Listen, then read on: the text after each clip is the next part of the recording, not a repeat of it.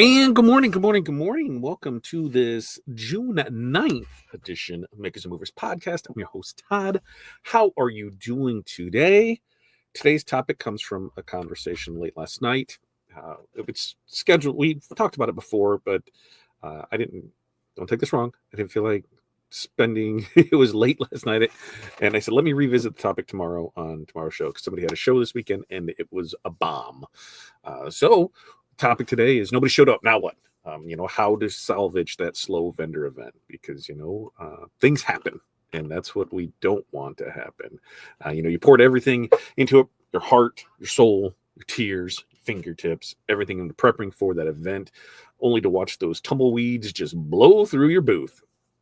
So you're not alone. You're not a failure. And, we're going to break down, exactly what you can do when those events flop so you don't walk away empty handed. It doesn't matter if this is your first time it's happened or the 50th time that it's happened. These things are going to help turn that wasted day into, some content, some connections, and hopefully some future orders. So we're going to talk about how to make the most of a low traffic event, what to do during the show to still grow your brand, how to get leads when the sales are slow at that show, what to ask that event organizer before leaving, and why your flop might just be the feedback that you need.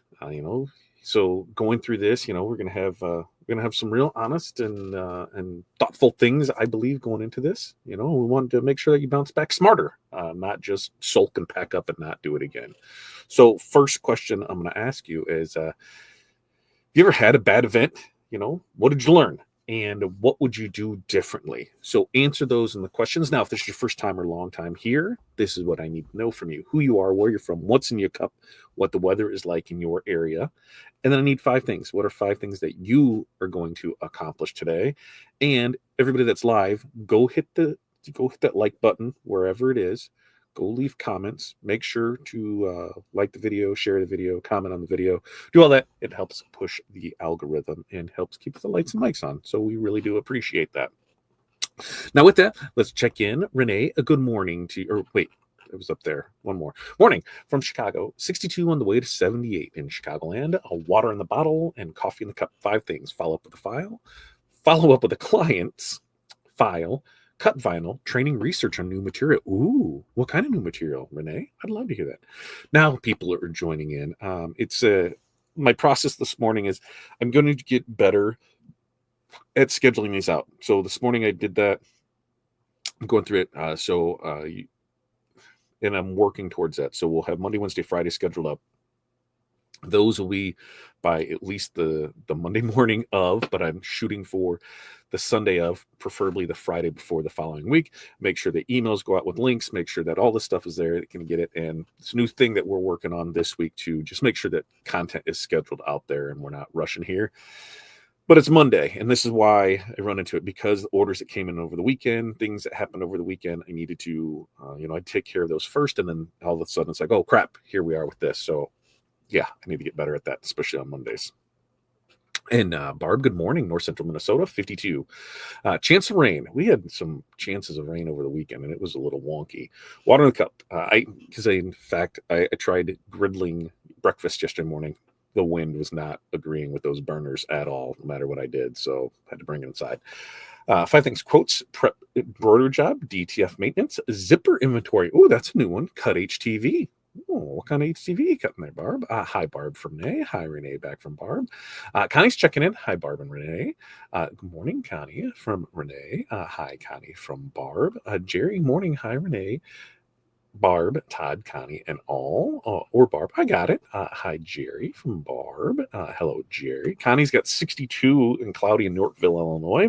Coffee and water, website for fundraiser, invoice, ordering items, artwork, follow-up. Connie's got a busy day. I am on Celsius numeral deuce. Yeah, either way or for it today. Things that we've got invoicing that needs to take care of from things over the weekend. I've got DTF and UV DTF that needs to get printed and shipped today. I've got art approvals that need to be approved. temporary tattoos that need to go out, and we got shirts that need to be pressed. So those are the big five. With that, we will be cutting today out a little early because we do have a doubleheader for baseball tonight. So we need to be down there a little earlier than normal. So we'll be cutting out. So we got a busy day ahead of us. So I say we get right into this. How about you? What do you think? You think that sounds good? Let's get into it. Okay, so nobody showed up. Now what? How do you salvage that slow vendor event? And remember, super interactive with this. I need your help. Sharing's caring. Share away. Comment below. Let me know what you do at a show, at a slow show. Let me know what you do at a slow show, and how do you combat that? I would really love your opinions on this. And it could be that did you open up a team store that was slow? Did you open up anything? This weekend I played around with some video animations. Go check out or creating some commercials. Go check out our Facebook page. If you're in the mentorship community, go check that out. You should be able to check it on the Facebook group too. That's what I worked on this weekend of, just creating some AI commercials, seeing how those played out, and yeah, I learned some. It's going to cost a decent amount of money to create a commercial for somebody, but in the marketing scheme of things, if we can create that and use that to generate revenue, I think it's pretty slick. So I would love for you to go watch those and give me your opinions on that as well. So at the show, you did everything right. You prepped your inventory. You loaded up the car. You paid for your booth, and then crickets. I don't know how to make a cricket sound, so that's what you're going to get. There's no crowd. There was no sales. And just that really awkward eye contact with the vendor next to you and across from you, both of you having that sinking feeling in your gut.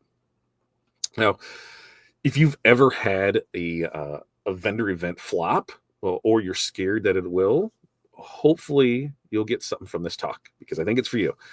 Because while a bad booth day feels like a total failure, it can actually be one of the most valuable things to happen to your business. And it can actually be the most, but let's start over with that. It can actually be one of the most valuable things to happen to your business if you know what to do with it. So let's take that slow day into a smart pivot, right? So first up, don't pack up, show up. When the crowd is thin, your instinct might be to mentally or literally check out. Don't. The slower the event, the more time you have to truly connect. Use it to network with other vendors, try new pitches, test your setup, or capture photos for future content. I don't know how many times we've been to a trade show and this has happened. Anybody been there with me on that, where day 2 of the trade show or the last day of the trade show, it's supposed to go to a certain time and people are closing up shop 2 hours beforehand, so that way they don't have to rush to the airport because their travel plans were cut so thin. And so, they missed out on it. You paid for that whole event, but you're just going to go ahead and leave. I have seen a lot of big sales happen in that last hour on a trade show floor. And a lot of them happen because people decided to pack up and leave. And they're like, hey, we were going to spend money with somebody else. They packed up and left. We're spending money with you. So think about that. Okay. When you're looking at things, we're already there. We might as well make it count. We engage with every person who does stop. Ask what caught their eye, start the conversations, demo your product if you're able to. This is your practice round, and you might learn something that triples your results next time. So maybe somebody uses that downtime to snap those lifestyle product photos, at their booth and use it in future marketing. Another person may chat with the booth next to you, each side across the street, and works on a collaboration for later on that lands them repeat customers. So before you break down your booth, introduce yourself to 3 other vendors and ask what's working for them. You might be shocked by what it is or what you hear back from it. All right. Number 2, let's create content while they're there. I'm a content king. Oh, God, that sounds really like bad to say it that way, but I love content. I love creating content. I love putting things out there. If you're in our mentorship community, I launched a post pal last week where you can go in and create content, and it'll give you content every day. It'll give you multiple pieces of content. You just have to put it in. I launched that for beta testing for them to all test it out to see what they got. They got a mascot creator, and they got a content creator. That's one of the perks of being in our mentorship community is I hook them up with things that I use on the daily. I love making content. I love putting content out there. We got to push. So an empty booth doesn't mean wasted time. It just means open space to create, right? Use this chance to record the behind the scenes content, time-lapse videos, a walkthrough of your setup, because you're already set up. You're already there. Why not do that? Go live, talk about the show, talk about where you're at, bring people to see you, maybe give a live special. Hey, if you come down and say you saw us on the live, you're going to get 25% off. What can you do with that? This type of content will build trust. It shows that you're active, it shows that you're real, and it shows that you're professional, even when things don't go perfectly, right? It fills your social media feed with proof that you show up no matter what. Okay. So, somebody may record a reel showing the boost setup process and adds, even slow events are a chance to grow. That's what it is. Even when it's slow, it gives us a chance to grow for it. While you're doing it, maybe you just do a live Q&A from your booth, which gets way more engagement online than foot traffic in person. Just do that. You're sitting there with it, and then you can have the camera up. When somebody comes in, they can see that and go back and forth from it. I know a lot of people in the trade show circuit that we used to do things like this, where we'd just set up a camera and they could just see the show. They could see the interaction. They may not be able to hear it, but they could see it. And it was great, especially when other people knew that, hey, this is being recorded. They'd wave so they could see themselves later on, hold up a sign, pick their nose. It was a fun thing to do. So here's what you need to do. Is take 3 types of content before that event ends. 1 video, 1 photo, and 1 written caption idea that you can schedule for later. All right. Number 3, talk to the organizer before you leave, because not all events are created equal, and not all flops are forever. Sometimes a slow day is just a fluke. Weather, competition, wrong time of year, wrong venue. Sometimes it's a planning issue. Either way, you don't want to. Either way, if you want to be smarter next time, talk to the person who put it together. Ask for a vendor feedback form. Ask for a final head count, and ask if they've had, whether they're going to make any changes in the future, dates, formats, anything to bring in more people. Hey. Ask for discount on the next one or an early invite. Say, hey, this one was really bad. Is there anything we can do on the next one? Can we go ahead and schedule now? Can we get a discount on that? What can we do by signing up today? We just want to start that conversation and see. Maybe it wasn't the whole event. It was just you. So we got to change what we're doing. If we talk to our people that are next to us and across the street and realize that everybody had a really good show and we didn't, chances are it's us. It's not them, right?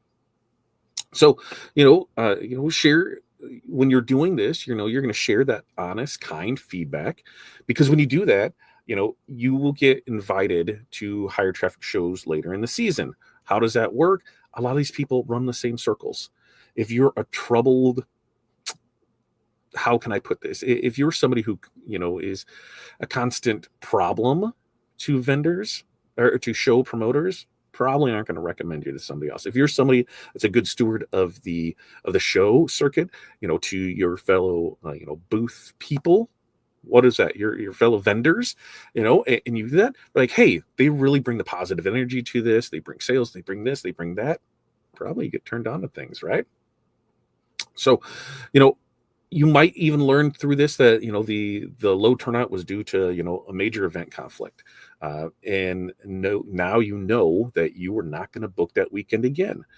We know that here, and I feel it's a lot this way across the country, is that from middle May to end of June is graduations. Every weekend there's a graduation party. Every weekend there's something going on. So maybe not the best time to do stuff. We're starting summer, we're starting vacations, we're starting that. Is that the best time? It depends on the market. If you were somebody who's vending for a specific niche, like say softball, baseball, a travel sport, and there's a tournament on the weekend, absolutely, because your people are going to be there. Just got to look at the schedule and see from there. So what you can do is ask that organizer, how do you promote these shows? And how does this show compare to past years of the show? You'll learn a lot just by asking questions and talking to people on it. So let's get back to we're going to get back to commercials. Let's get to comments, and then we can see what it is. And Barb says, "I like the commercial created, pretty professional. I dug it too. It was a lot of learning to go along with it. It cost a lot of credits. If I want to continue on with this, it's going to run me $200 to $500 a month. But if I can create commercials like that are going to cost anywhere from $50 to $500 each, and it's something that is evergreen that I can continuously use over and over and over again, and it draws in new people, new clients, existing ones, past ones. Hey, that's an investment, right?" Jerry says, "Here in Rainy, Ohio, cinnamon tea in the cup, 5 things: paperwork, go to dentist, finish freshies, etc." I'm going to have to understand more about these freshies. Jerry, you're going to have to tell us in the mentorship call that starts at 9:30 that you can find a link to down in the description to join now before the price increases. But I'm not 100% how they work, especially scenting of them and things like that. And Jerry says, "Slow shows are great for networking and reevaluating." Yes, they are. And Barb says, "When my husband and I did booths in markets, if it was slow, he was the one that went around and chatted with everyone. He had the personality to talk with anyone he didn't know." Very nice. Yep. So many times. We did. We've seen him close up so many times. We were at a show. Renee, were you with us at the show where somebody closed down the booth early, and it was a DAX show, and they tore down the booth, the barrier that separated everything? They went over a hump that was a power hump, and when they did that, like one of the curtains got caught in the wheels, and it just pulled everything down in the back. I'm not sure if you were at that show or not. It was wild.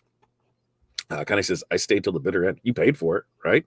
And Jerry says, "Bless your heart, Connie. Great time to make incredible deals." It is. Todd, have you heard any feedback from the organizers or vendors of DAX? I've heard a little from the vendors that I talked to. It was an okay show. They got leads. Equipment ones got leads. On some of the print side, everybody got leads. As far as versions, we'll have to wait and see.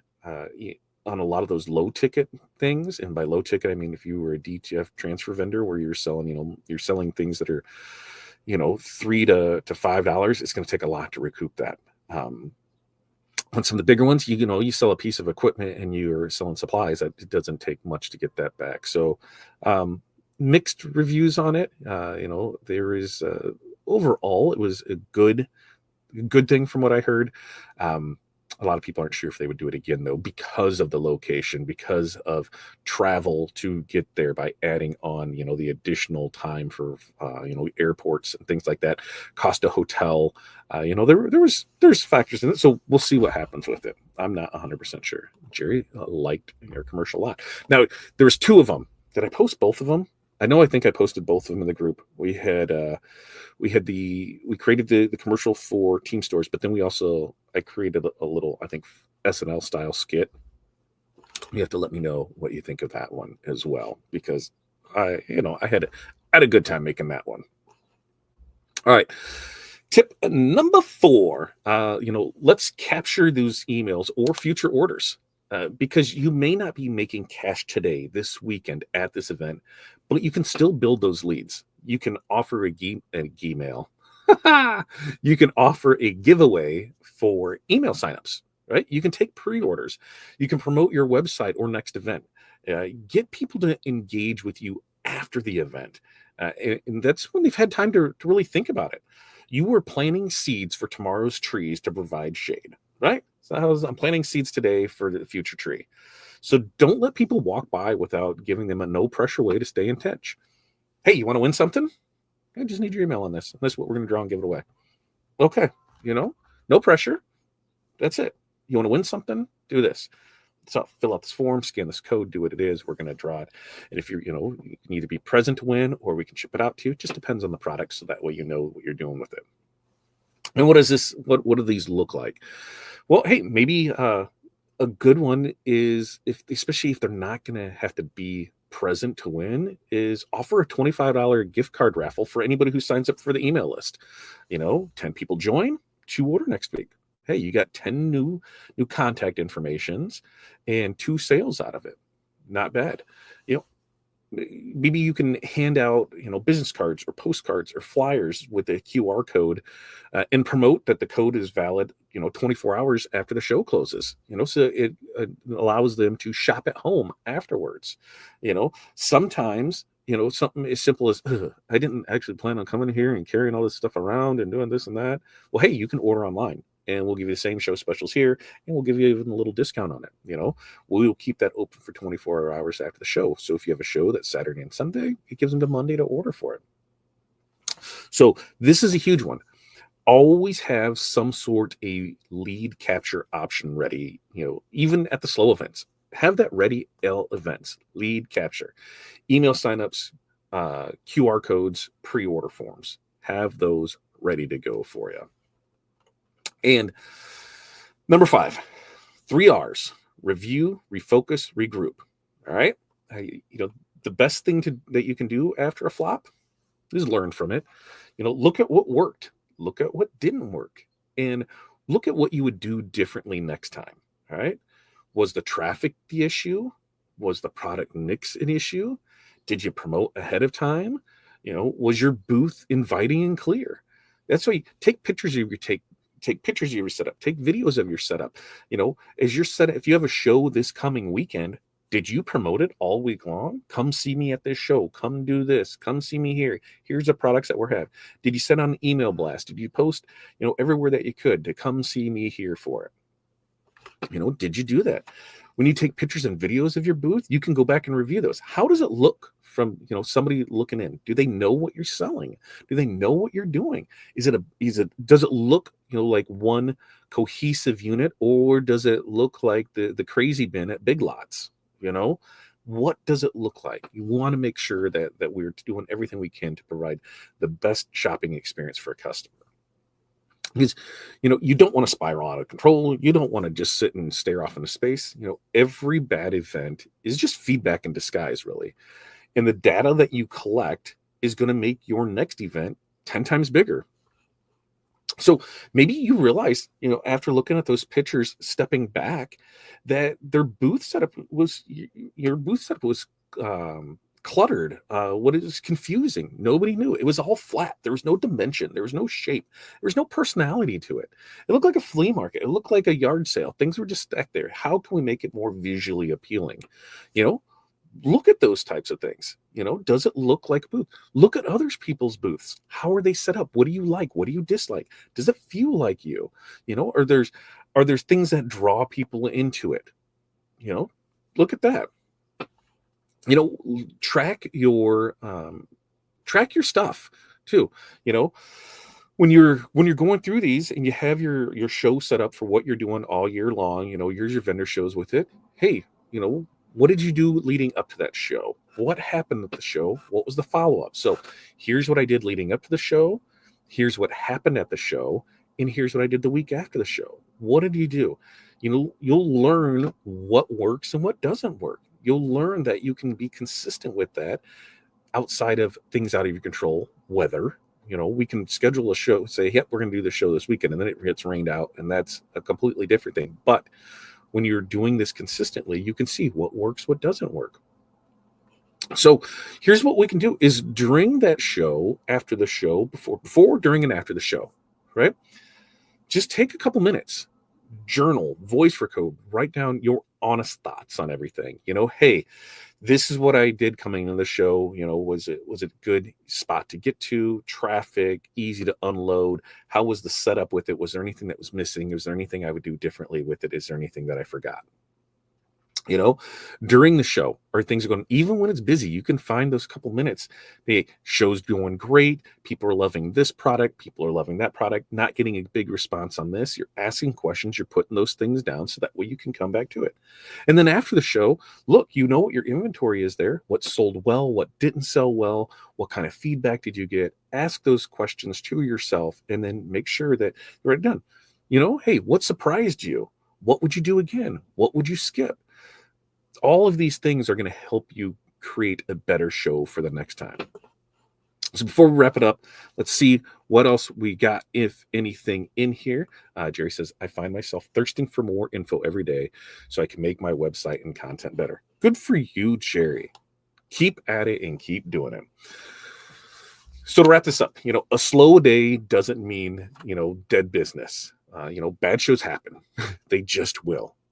But they don't have to be wasted opportunities. You can grow your brand, you can gather leads, you can sharpen your strategy, even if the crowd is a no-show. So to recap for it, we want to stay present and we don't zone out. We want to use the time to create content. We want to talk to the organizers and learn. We want to capture leads for future sales, and we want to reflect, tweak, and improve what we're doing. Because slow shows suck.